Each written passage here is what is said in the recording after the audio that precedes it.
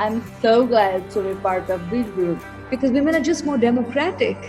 Even when they lead, they listen. I silenced myself. What are you saying about me? If I'm not honest and good to myself, I will speak because that is the only way. Enough is enough. This is Women Emerging. Welcome, and welcome. It's 3 days to go till the expedition starts, the first meeting of the 24 women who are on the expedition to find the approach to leadership that resonates with women so that more women say, if that's leadership, I'm in. 3 days to go. And with 3 days to go, it feels like the time to sort of sit back and to simply enjoy the moment. And of course, it's the 10th podcast that I've done. Your messages of good luck for the expedition have been coming in, and I love you for every single one of them. Thank you so very, very much. I'll only read one from Paula. Julia, do you realise just how important the expedition is, says Paula? And the answer is yes, we do. More every day, but we're staying chilled, at least for now. So this podcast, this 10th podcast, is simply, it's 3 women who are on the expedition talking about the leadership learning journey and the ahas, the moments of when they went, aha, aha, aha. I've learned something now. The moments of aha that they'll share with us. The first will be Rouba, who's Syrian. The second will be Erica, who's Chinese. And the third will be Folawe, who is Nigerian. The truth is that this episode is almost certain to give you indigestion. I give you a health warning. It is a very, very rich episode. I will make no attempt to summarize what Rouba, Erica, and Folawe say, because somehow it would feel wrong. There's too much, there's too rich, and they make their points too beautifully. So if you think you have set aside just over half an hour to listen to this episode, I think you better double it. I suspect you will be listening to it again. So first, Rouba, whose childhood gave her the foundations to become a leader. But Rouba didn't really know she was a leader till everyone started calling her a leader. And at that point, I think she realized that she actually had to become a leader. But let me leave it to Rouba to talk this one through. Rouba, am I right that your journey has had some quite momentous moments as a leader? I think my journey as a leader had some momentous moments, yes. The first, I think, turning point in my life was the fact that I'm a mistake child. I'm fourth of 4 children, and my parents had decided to get only 3 kids. And I was born after the Civil War, at a time where my siblings were already older, and I was the youngest child. So I was always given a lot of love, a lot of attention, a lot of belief in me that I could do things and be something when I grew up. And I think this is something that lacks a lot in our societies and communities, that girls are brought up to fulfill a certain role in society, and they are not encouraged to fulfill another. So I think, in my opinion, upbringing is one of the major elements in my story that made me, when I faced a situation where I had to be a leader, I already had that background where I carried so much love and people believing in me and that I could do something. I think one of the major turning points, though, of my leadership journey is when I moved outside the region for my studies. And this is because it was at that point that the Syrian revolution had started. It was at that point where I was 22 and I heard about the first 40 Syrian families that moved to Lebanon and became refugees. And I just knew in my heart that I had to do something about this. And I did. And I took the car and I started SAWA as a form of a small initiative, but never did it occur to me that this is going to be the starting point of my leadership journey. But I remember I then was going back to London to continue my studies, and I was invited to the parliament to speak about Syria. And I had never done public speaking before. And I had never done anything like that. And I was so scared and afraid about going into parliament as a 22-year-old to talk about politics and to talk about, human rights and refugees. And it was that leap of faith that I had to take, because at that moment I realized a lot of men and women in my country are dying. And the least I could do was to step up and talk about what they were facing. So I think for me, it wasn't even a choice. It was a responsibility that I had to be in that role, because so many people were doing bigger sacrifices. But what helped me also was that I was outside my context, and I wasn't in a place where the place that I grew up, it wasn't in the place where women were expected to act or be a certain way, or maybe women of that country were. But since I was outside of that context, I was operating outside of the norms, the paradigms, the structures that were designed for any leader or any person in that context. I could just be whoever I wanted to be, and I could reinvent and think about my identity differently. And I could reflect daily on what I was going through and reinvent who Rouba was as a person, as a human, as a leader, as a public speaker, as someone who is trying to do something bigger than herself. So I think the ability and the space to reflect on my journey and change it and change who I was definitely one of the biggest silver linings of my leadership journey. But despite all of that, and despite that, Sawa as an organization became an organization, and Sawa almost became even a movement of educating people about refugees and reinventing what ownership and agency means for people. It was also a journey for me to discover myself as a leader, because I didn't know I was a leader until much later, when people started calling me a leader in my own context, in my own area of work. And I think this is something that has to do with our womanhood very much, that we are scared to recognize ourselves and hold ourselves to our true value in the environment where we are working. So you can call it imposter syndrome, you can call it just, call it something much nicer than that. You could call it not imposter syndrome, but you could call it humility. And you could say, humble, being humble. Yeah, you weren't throwing your weight around. And in fact, if you had been throwing your weight around, no one would have followed you. Exactly, probably. And I think a lot of people were coming to me for advice, and even in my own team. And I was always thinking, who am I to give them this advice? Who am I to tell them if what they're doing is right or wrong, or if, how it could be done differently. And then I remember one of my big aha moments during my leadership journey was when one of the first people in my team left the team. She had to travel to Germany, and we had this sort of I don't want to call it exit interview, but it was more like an open-hearted chat about what was the key moments in her journey with us as an organization, as a team, and as a community. And she told me, Rouba, I expected much more guidance and mentorship from you.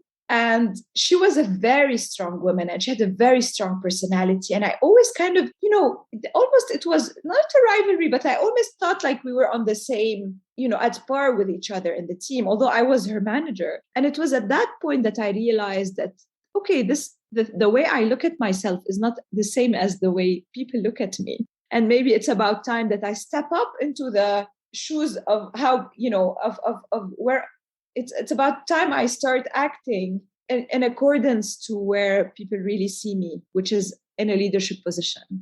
And I think that was a very eye-opener for me. Did that make you more lonely? It definitely made me more lonely to realize I was a leader, because, you aren't told what you do right as a leader. You're never told what you do right. And people start putting you on a pedestal somehow. Even your close friends, even your family, your team, your community. And definitely it's a lonely journey, but it's a very rewarding journey at the same time. But you have to first accept that you are in that journey. And I think that's a big moment for women. The moment when they accept that, yes, they are a leader. And when you accept that, you start developing and learning. You start realizing what you don't want to be as a leader. What are the traits that you don't want to be? When you start creating a culture around you, and you realize that that culture, it's much harder to be inclusive, to be empathetic, you're going to pay a much bigger price, but this is the kind of leadership you want. And this is the kind of path you want. And you realize also that people look up to you for strength. And, as we always say, you can't show your weak parts always. Yes, it's very important to be vulnerable sometimes and to show that you're human, but a lot of times people are looking towards you for strength, to give them that vision. People are looking at you to make them believe in themselves, that they are capable. And you realize that one word from you has a lot of power on the people who are around you. And it's at this point that, it's scary somehow, not only lonely, it's scary because you start realizing that you do have power on people around you. Have you had moments when you've been really very frightened? I question myself a lot. And we work in a context where we are working in a war zone. We are working in a war context. And some of the decisions you make will impact people's lives, people's futures, people's families. And sometimes will also change the course of history for the country you are working on. I'm not saying one decision from me will change how things happen in Syria, but it's the addition of all of these small decisions by people like me who will definitely impact the future of our country and our region. And I think when you realize that power that you have, it's very frightening because that increases the responsibility. And you realize that people are looking at you for answers. And sometimes you don't have these answers and you have to come up with these answers along the way. So I think these are the moments where you feel a bit scared or frightened about your leadership position or your leadership journey. Thank you, Rouba. It was an honor to hear your story, to hear the aha moments during that journey of leadership. Erica's story comes next, and it's a very different story and very much illustrates just the diversity of women who are on the expedition. Erica is a very senior woman in a global financial services firm, and she's based out of Beijing. She talked to me a lot about just how important it is that it is your story, and no one else's. Just how important it is that it's your decisions that define your story, and that when you make those decisions, that you should do so without fearing that the people around you are thinking you're self-limiting, but more that you are absolutely clear that you are self-defining. It's a very, very interesting story and illustrates how hard it is in huge organizations to keep hold of your story, your self-defining story. Erica, why did you use that expression, it's my story, not nobody else's, this is my story? Because it's your own, you're going to drive your own journey and not somebody else. Somebody else can help you. And so you cannot live in somebody else's kind of profile or expression about yourself, because you are the one who writing this journey, not somebody else. When people say, oh, you have been nominated, or you're being put up for this position as a big promotion, you feel honored, of course. But on the same time, you also feel tremendous pressure to really have to say yes, because otherwise you said, okay, if I say no, if I'm not quite sure what I'm supposed to, is the message I'm sending to the people, my sponsor, right? Am I letting them down? I send a message that I'm not ambitious enough. I'm not aggressive at all. I'm just want an easy life. So this kind of messaging you're concerned about because of that. That's one part. The second is you don't want to you say your sponsor to let them down, but sometimes so you have the pressure. You may not really thinking clearly. There's a real danger, I suppose, of people wanting you to do it so much, and you just sort of falling into it because you don't want to disappoint anybody. Yeah, that's definitely because you find yourself either not ready or not happy or not capable. You gave me a fabulous list of the questions you ask yourself when someone suggests a new role to you? Let me go through them if I may, because I'd love to. So your first one you said me is that you ask yourself, can I do it? And that is because you think competence comes first? Yeah. Yeah. I think, competency comes first. And also you have to have a realistic assessment about your capability and also the job requirement. It won't be 100% a match, of course, but it should be reasonably reconciled. And then you said your second question is, do I want the responsibility? What's behind that one? Because I think in most of the world, sometimes if you're getting hired into the position, in the same position for men and women take, probably people will using more scrutiny to evaluating your performance versus your male peer, just because of just naturally, probably sometimes you have to be is the natural community bias. So you just need to be prepared to getting in front of that kind of a scrutiny. And also how people look at that.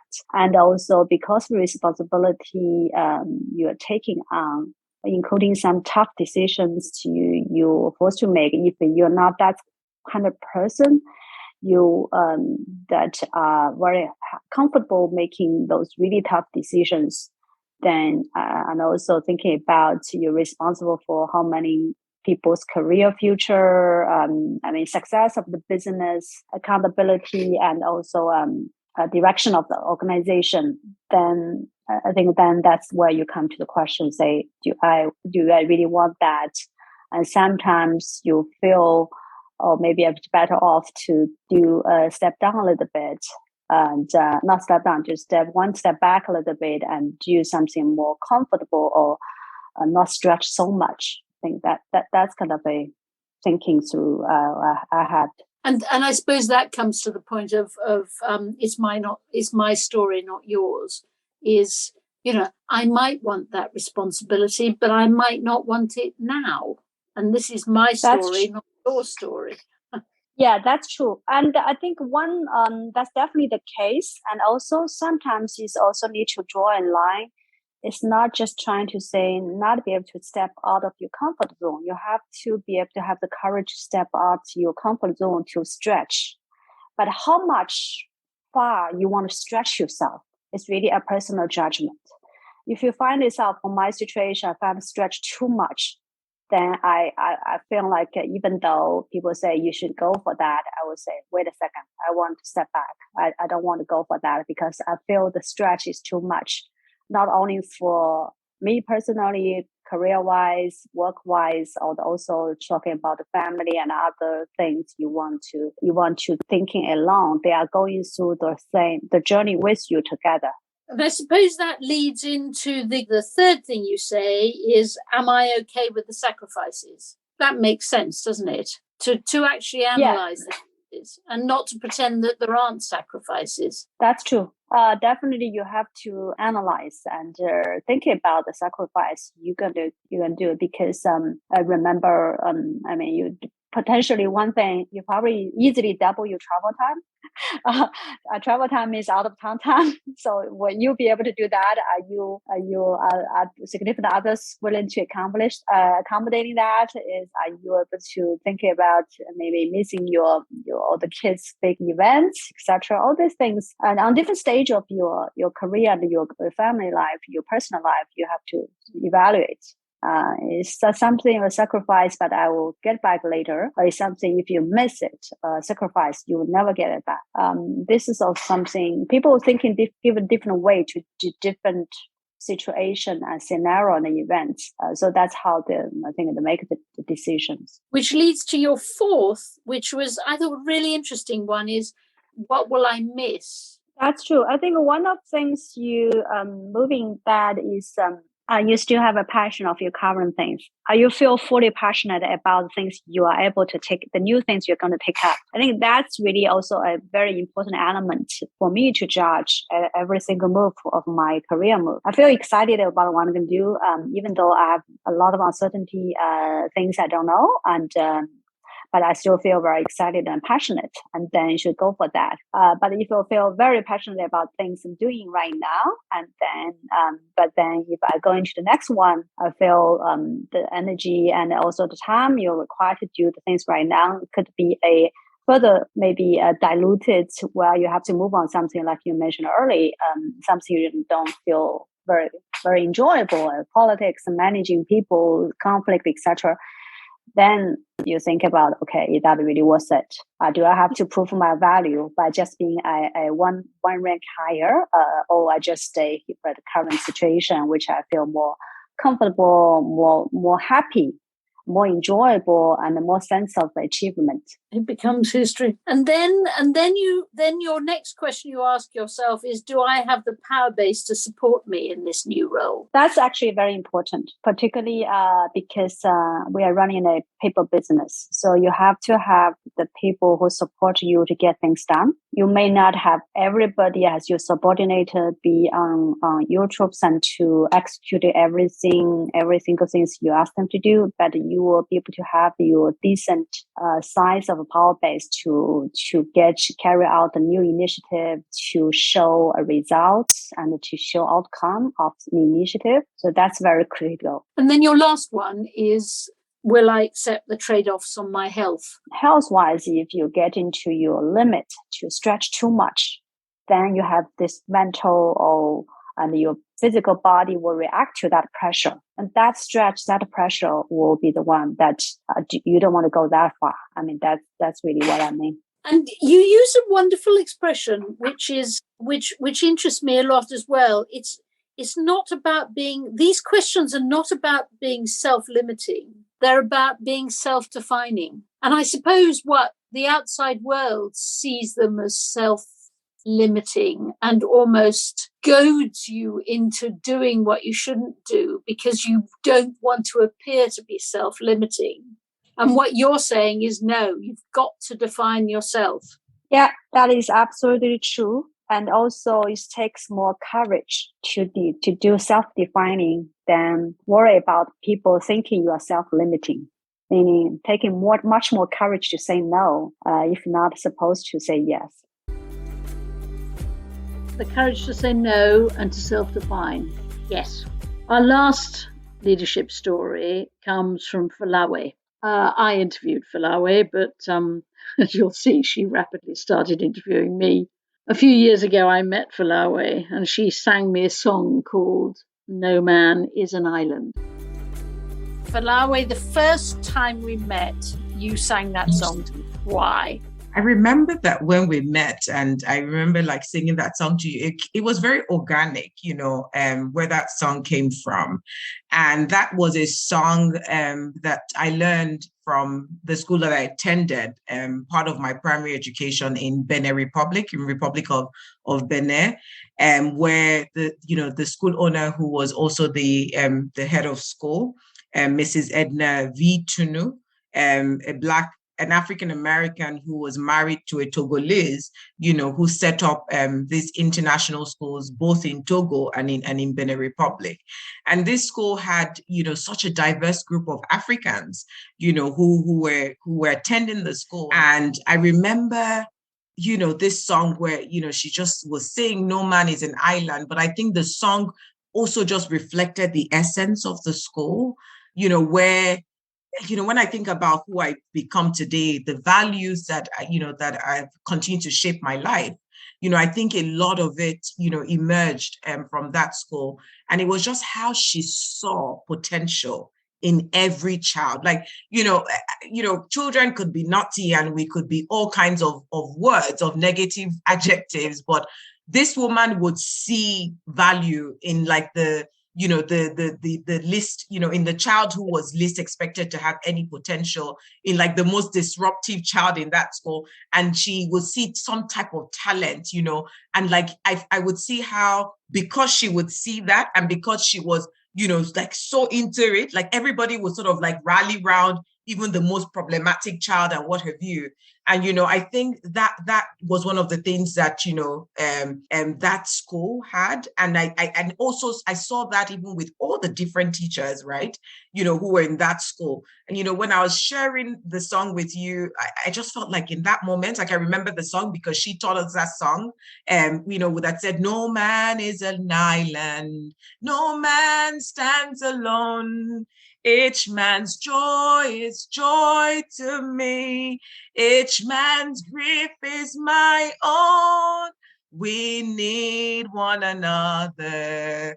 So I must defend each man as my brother, each man as my friend. And so when I think about it, like the teachers, the staff who worked at the school, her and herself, the parents of the children in the school, like literally everybody sort of like played a role in just like lifting one another up and just supporting each other, And we went to that school, during the regime of the military regime in Nigeria, and it was a time where, growing up as a child, I don't even think that I recognize the support that I needed to have been able to live a full life.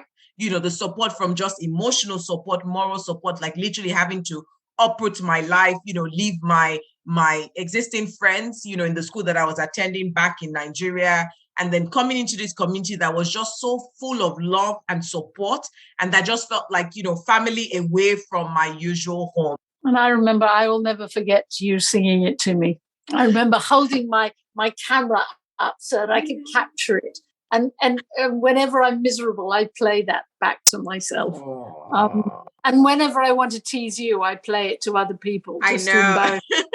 I know. I'm glad that you captured that moment. And what does leading with love mean? I say that leading with love, Julia, is, I think it's really just around being kind, to everyone around you. Like, I think that, in this whole thing of just like relationships and meeting people and working with people, I think it's important to acknowledge that, everyone is, has some battle and something that they're dealing with. Like, everyone is trying to be better. Everyone is trying to give of themselves. And it's almost like just having that kindness within you to sort of like, operate and work from a place of knowing that, everyone has some type of battle that they're dealing with. Everyone is dealing with something that you're not aware of. And so have that of the back of your mind as you're engaging with people. Be kind to people, respect them, and don't be judgmental. And I think when I say lead with love, or when I say that I learned leading with love, from Mrs. Tunu, that was how I saw her operate with people, from the cleaners, to the security at the school, to the teachers, to the students themselves, right? It wasn't just, from a place of this child just wants to be disruptive, just because, they're always like a deeper, have you had breakfast? How did you wake up today? Like, there was always that just, intention to know how or to know why certain things were happening. And so when I take that back, into just my own life and into how that has shaped how I engage with people, it's really just around, before you engage, like, just know that the reason why someone is perhaps acting a certain way could be because of deeper issues that they might be dealing with and that you have no idea of, so just be kinder in your engagement and your relations with people. That's a challenge for me. I'm going to be leading the expedition. And in my usual fashion, I'll be so determined to get there and to determined to understand everything and the ability to take everybody and recognize there are other things going on in their lives. Sometimes I get quite driven and forget all of that. So it's not the easiest thing to do, is it? Absolutely, Julia. It is not the easiest thing to do. So if that's one thing that you learned from your head teacher, give me one other thing you've learned. Another great aha moment about leadership for you. I came into leadership without intention, like thinking that I was going to become a leader. But then I almost found myself in a space where I had to lead.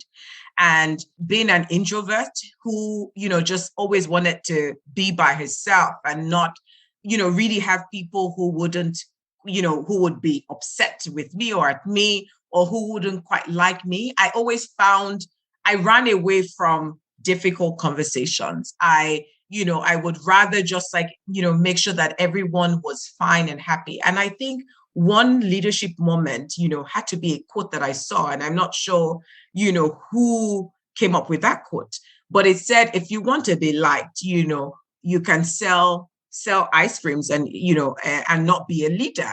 And I think that for me in that moment just made me realize that being a leader doesn't mean that everybody will love you. And being a leader doesn't mean that everybody will be happy with the decisions, that you have to make. But, you have to make the decisions in the best interest of the cause, that you're working towards or that you're fighting for, but you cannot make a decision based on the fact that you want people to like you, or you want people to, not get angry and not get upset with you. And I think for me, it was one of the most game-changing periods of my life, like just seeing that quote and just having it at the back of my mind as I went on with my leadership journey. Julie, I don't know if that's something that you have, also had to, grapple with. My father used to say to me, never become a leader if you want a round of applause, because you'll never get one. You'll never get a round of applause, and you'll just be waiting forever. Just become a leader, because there's something that has to be achieved and that's important. I'm taking that one and I'm taking notes. I'm putting it down right now. Never become a leader if you want a round of applause. Wow, but that is tough, Julia. Because you sort of also want to be acknowledged. Like you also want to, you want someone to give you a pat on the back and say, you're doing something good and you're doing, and so how do you keep going, without expecting or hoping? Like, how do you do that, Julia? You've been in this, longer than I've been. Well, you see, I've got almost the opposite problem, is that if people did give me a round of applause, I'd be embarrassed about it. Not that anybody ever has, but they wouldn't. And also and I think you and I have this in common. I think I'm so impatient about what I want to do next that I never slow down for long enough, that even if there was a round of applause going on, I don't think I'd hear it, because I'd be charging on to the next thing. I totally resonate with that, Julia. But I think I heard something, a while just around this, because, I definitely think that I'm the same way. But I heard something recently where it just seemed like you have to stop, almost slow down, in leadership, because of this sort of like impatience and just this sense of urgency around the cause that we're fighting for. And it's like, well, you need to take breaks and you need to slow down and you need to pause, just to sort of take in the good that you're already doing, or the impact or the result of what you've already been able to accomplish. And just so that you then recharge from that and you push on from that, so I don't know how that sort of like contradicts with, just like, going and not really slowing down to take in, the good or the result of what one is saying. I'm hoping that, gosh, we can explore all of this, during the expedition. We will. I think now you're going to see why I am 3 days before the first meeting quite so chilled. How could I possibly not be chilled with people like Rouba, Erica and Folawe in the team? But I was right, wasn't I? You are going to have to replay this episode and make sure that you've got a pen and paper to hand, because I think there's so much you want to write down quickly, because there's so much learning. There's so many great tips from such wonderful ahas. So I think I'll leave you with another song written and performed specifically for the expedition by Uma. Enjoy it. I'll catch up with you next week and tell you how it went. चलने लगे हैं ये रास्ते, हम जो चलने लगे हैं ये रास्ते, हाँ हाँ हाँ मंजिल से बेहतर लगने लगे हैं ये रास्ते, आओ Thank you for listening to the podcast. Your voice and perspectives are crucial to the success of the expedition, and we would love you to become a partner to Women Emerging. You can do this by subscribing to this podcast and joining the Women Emerging group on LinkedIn. हम जो चलने लगे हैं ये रास्ते हाँ हाँ हाँ मंजिल से बेहतर लगने लगे